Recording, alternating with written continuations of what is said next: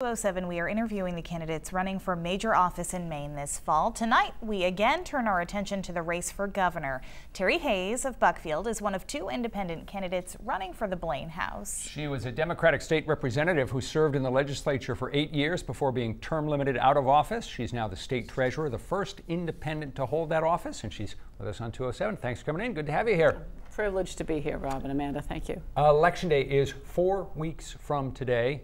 Is it fair to say that for a good number of the people who are watching this interview right now, they are saying, Terry who?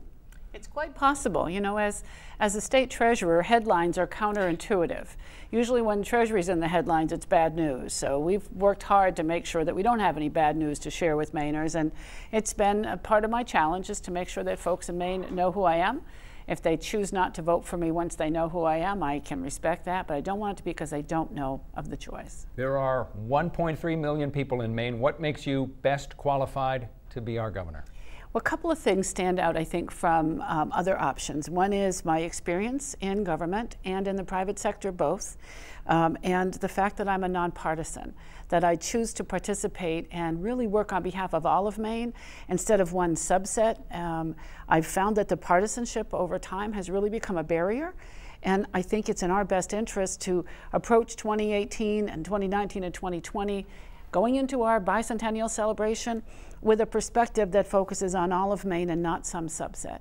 So I'm the nonpartisan, independent, clean elections choice on the ballot on November 6th. You've said that you want to align the state's tax code with the 21st century economy. What does that mean? Does that mean raising taxes, lowering taxes? You know, interestingly enough, it's not really so much about generating more tax dollars, it's reallocating where we're collecting them from. We're having great difficulty paying for our highways, for example, and maintaining our roads and bridge infrastructure because we are accustomed to relying on the gas tax and it's insufficient to meet our needs. We're using our roads, but we need to find a different way, a different payer mix, if you will, to provide the resources because we use less gasoline. So we still need the roads. And I just use that as an example. There are other aspects of the economy, and internet sales would be a good one, and aspects of our sales tax that have not been adjusted since the mid-70s. And I think it's time to modernize the tax structure so that it aligns better with today's economy. Let's say you have two towns like Falmouth and Yarmouth, both have police departments, but they're very close together. Would you be in favor of consolidating some of the services in towns to make the resources more available? I wouldn't oppose it, but I also wouldn't propose it specifically. I think that's an issue for the folks in Falmouth and the folks in Yarmouth. There may be ways that I would suggest to you, in my direct observation, is our towns are, in most instances, and our cities are some of the most fiscally responsible government organizations in the state. They're closest to the voters and the taxpayers, and at least in rural Maine, we participate in those decisions annually at town meeting. I'm not sure that that's the case for Falmouth and Yarmouth, but if there are economies to be acquired, that has to come from the local level. I mean, I would happily support those moves, but I really believe that as I look at town government in most instances, they're doing a better job than other aspects of government in terms of keeping their costs down. Maine has competitive challenges. In New Hampshire, for instance, no sales tax, no income tax, very attractive for businesses.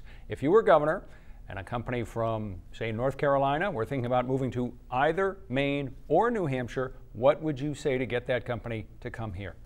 I would lead with what we love about Maine because despite the fact that the tax structure is different, there are aspects of Maine that New Hampshire does not share. And there are a number of things that I would celebrate, whether it's our people, our work ethic, our natural environment. You know, all the reasons that when I look at people, you know, and I learn people who've come to Maine, and I say, why did you come? What do you love about being here?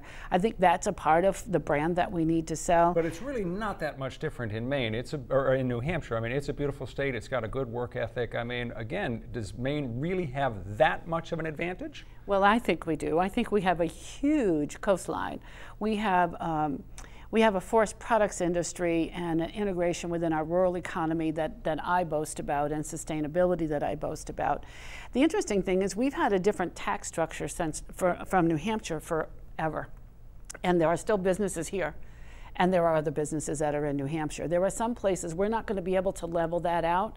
And I don't see that happening in 4 years, so I'm not going to promise it. I think when we upgrade and modernize our tax code, we take into account our competitiveness.